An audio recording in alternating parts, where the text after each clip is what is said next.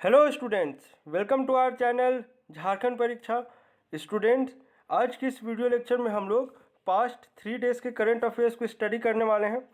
किसी कारण से जो है आपका लास्ट 2 डेज से करंट अफेयर्स अपलोड नहीं हो पा रहा था। अब से कोशिश करेंगे इस तरह की इरेगुलरिटी चैनल पे ना हो और करंट अफेयर्स जो है आपको डेली बेसिस पे मिले, क्योंकि करंट अफेयर्स एक ऐसा टॉपिक है जो आपको डेली करना होता है। अगर आप सोचेंगे एग्ज़ाम से एक दिन पहले जो है सारा का सारा करंट अफेयर्स हम लोग मगअप कर लेंगे तो ऐसा पॉसिबल नहीं होता, इसलिए डेली सुना करें। और इस करंट अफेयर्स को इस तरह से डिज़ाइन ही किया हूँ कि ये आपका झारखंड के अपकमिंग सारे एग्ज़ाम्स में आपके लिए बेनिफिशियल होगा। तो आज की इस वीडियो लेक्चर में हम लोग 10 से लेकर 12 तारीख तक के करंट अफेयर्स को स्टडी करने वाले हैं। चलिए ज़्यादा डिले नहीं करते हैं और स्टार्ट करते हैं आज का लेक्चर। आज के लिए पहला क्वेश्चन है, झारखंड के किस विभाग ने सप्लाई चेन मैनेजमेंट और कंज्यूमर एम्पावरमेंट ऐप लॉन्च किया है।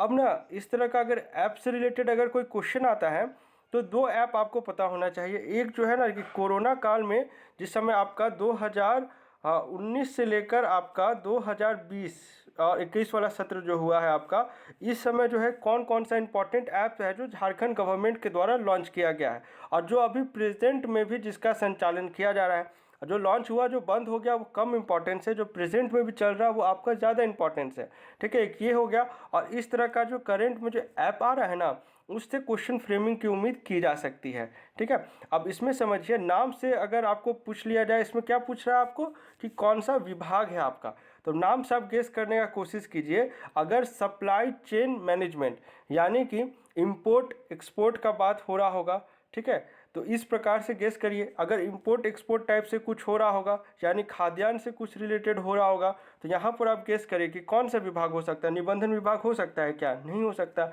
शिक्षा विभाग नहीं हो सकता है। निबंधन नहीं हुआ, नियोजन विभाग भी नहीं हो सकता है। तो बचा क्या आपका?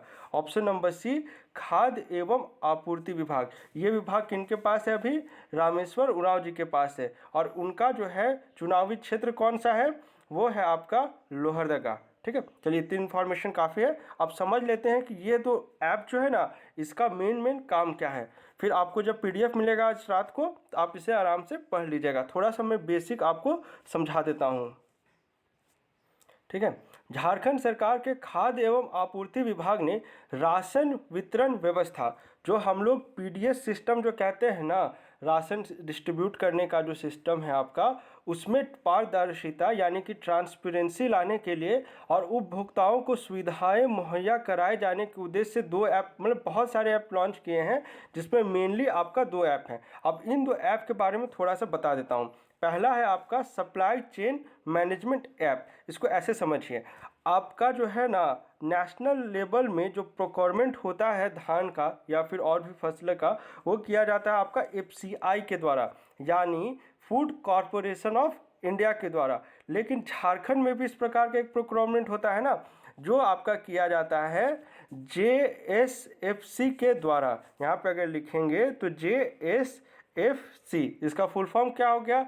Jharkhand state food corporation. ठीक है, अब इसको थोड़ा सा समझिए।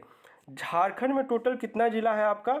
24 जिला है। 24 में से 21 जिला में जो प्रोक्योरमेंट का काम होता है वो किया जाता है आपका जेएसएफसी के द्वारा। लेकिन 3 ऐसा जिला है जहां पर जेएसएफसी जो है वो प्रोक्योरमेंट नहीं करती है, वो किया जाता है आपका एफसीआई के द्वारा। अब ये 3 जिला का नाम आपको याद रखना है, ये इंपॉर्टेंट है।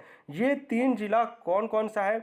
पहला है आपका पलामू, उसके बाद आ गया आपका गढ़वा, उसके बाद आ गया आपका चतरा। तो ये 3 जिला, क्योंकि देखिए सब सटा हुआ है ना, अगर आपको मैप विजुअलाइज कर पा रहे होंगे तो सब आसपास में ही है, तो ये तीनों को याद रख पाना आसान है। अब क्यों यहाँ से एफसीआई करते हैं ये किसी और वीडियो लेक्चर में एक्सप्लेन कर दूंगा, क्योंकि अगर एक्सप्लेन करूँगा ना तो आपको जो है थोड़ा सा नॉर्थ कोयल का बेसिन हमको समझाना होगा।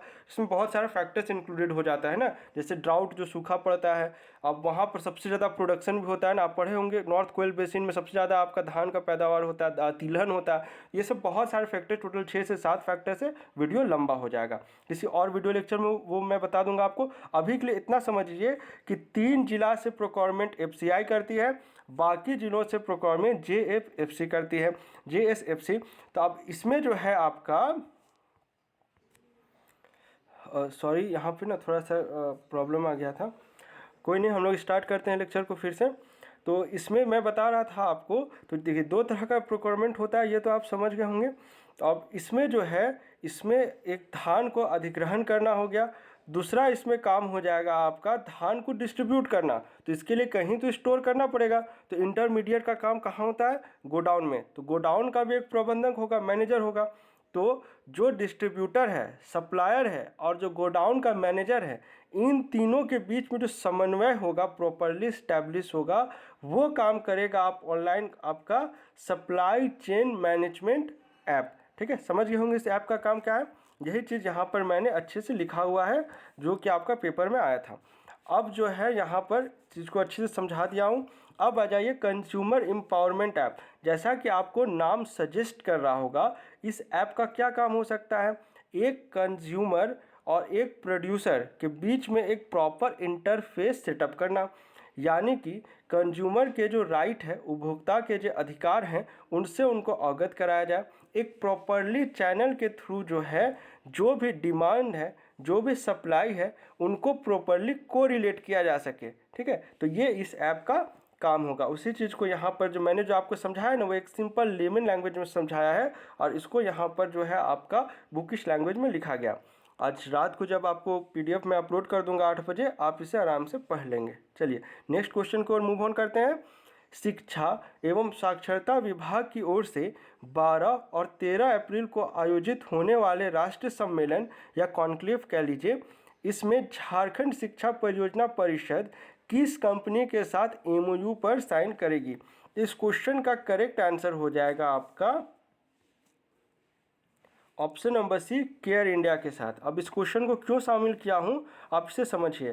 देखिए, जब भी आप किसी औद्योगिक नीति के बारे में बात करते हैं ना, जैसे औद्योगिक नीति हो गया, इंडस्ट्रियल पॉलिसी अभी आपका 21 में आ गया है, उसी प्रकार अगर हम लोग नया शिक्षा नीति पर अगर बात करेंगे ना, तो उसमें इस तरह का इम्पोर्टेंट जो भी इनिशिएटिव लिया जाता है ना, उसी सब जो आपका आगे चल के बेस बनता है ये सब जाके। तो हो ना हो, अगर इस इवेंट से अगर कुछ फ्रूटफुल हम लोग को आउटकम मिलता है, तो इसे इंक्लूड किया जा सकता है उस पॉलिसी में। तो जब उस पॉलिसी को हम लोग पढ़ेंगे, उस समय के लिए आपके ये नया चीज़, ये जो कॉन्सेप्ट है, ये नया नहीं रहेगा, इसलिए शामिल किया हूँ इसे यहाँ पे। मुख्यमंत्री हेमंत सोरेन जी की पहल पर आपका शिक्षा एवं साक्षरता विभाग की ओर से 12 और 13 अप्रैल यानी कि आज और कल जो है आपका राष्ट्रीय सम्मेलन का आयोजन किया जाएगा। उद्देश्य क्या है, इसे समझ लीजिए। अन्य राज्यों और लॉकडाउन के बाद बच्चों की पढ़ाई के लिए की गई पहल पर चर्चा की जा सके और उन्हें समझा जा सके। ठीक है, अब इसमें जो है एमओयू किया जाएगा किनके बीच में? झारखंड शिक्षा परियोजना परिषद और केयर इंडिया। अब ये जो केयर इंडिया है ना, कंसोर्टियम पार्टनर्स हैं। अब ये पार्टनर्स वाला जब आप पीपीपी मॉडल पढ़िएगा, इंडस्ट्रियल पॉलिसी अगर अच्छे से पढ़े हैं ना, तो वहाँ पे आपको एक पीपीपी मॉडल पढ़ना है, यानी कि पब्लिक प्राइवेट पार्टनरशिप। तब जहाँ पर ये पढ़ेंगे ना, तो उस वहाँ पर आपको पढ़ना पड़ेगा कि कितने तरह के पार्टनर्स होते हैं। जब हम लोग किसी भी इंटरप्रेन्योरशिप के बारे में बात करते हैं ना, तो वहाँ पर ये सब चीज़ आपको पढ़ना। चलिए ज़्यादा डिटेल में नहीं जाते हैं। हाँ, ये क्वेश्चन है ना आपका जीएस पॉइंट ऑफ व्यू से भी बहुत ही इंपॉर्टेंट है, क्योंकि ये आपका जो है सेंद्रा पर्व जो है आपका, उससे रिलेटेड क्वेश्चन है। अब क्वेश्चन क्या है उसे सुन लीजिए। सेंद्रा पर्व मुख्यतः किस जिले का पर्व है? ऐसे अगर देखिएगा ना, तो झारखंड का जहाँ पर भी आपका आदिवासी बहुल एरिया है, जहाँ पर भी आपका थोड़ा सा फॉरेस्ट एरिया ज़्यादा है, पहाड़ी इलाका, वहाँ पर ये पर्व आपका मनाया जाता है, नो डाउट। लेकिन किस जिले का ये मुख्य पर्व है, ये पूछ रहा आपसे। तो आपको आंसर यहाँ पर टिक करना होगा, पूर्वी सिंहभूम जिला। वहाँ का जो आपका फेमस दलमा पहाड़ी है ना, दलमा जंगल कह लीजिए, एलिफेंट कॉरिडोर के लिए भी तो जाना जाता है ना, तो वहाँ पर आपका ये पर्व मुख्यतः मनाया जाता है। अब इसका क्या फेमस पॉइंट है, इसमें इंपॉर्टेंट पॉइंट्स है, वो थोड़ा सा समझ लीजिए। ये आपका हो गया सेरेमनी का फोटो, हो गया स्टार्टिंग सेरेमनी का। अब कब मनाया जाएगा, इसे भी थोड़ा सा हम लोग पॉइंट वाइज समझ लेते हैं। दलमा बुरु सेंद्रा समिति जो है वहाँ का लोकल एक समिति होगा, उसके द्वारा जो है सेंद्रा पर्व आपका 9 मई को मनाया जाएगा। पहले दिन यानी कि 7 मई को आपका साधारण पूजा होगी।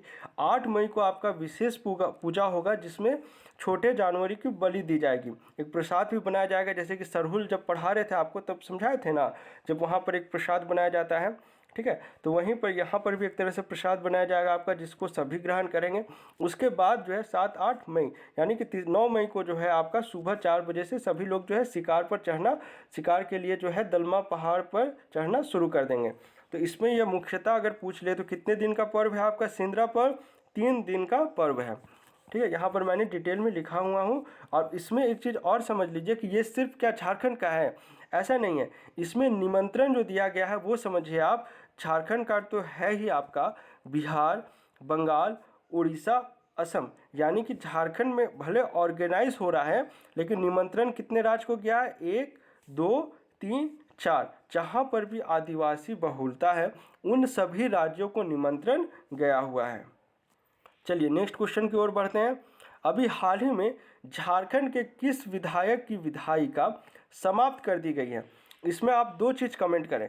एक तो बताएं कि इनकी विधायिका समाप्त होने के बाद अभी वर्तमान में झारखंड में टोटल कितने मेंबर ऑफ लेजिस्लेटिव असेंबली है, यानी विधानसभा के में अभी टोटल कितने सदस्य हैं।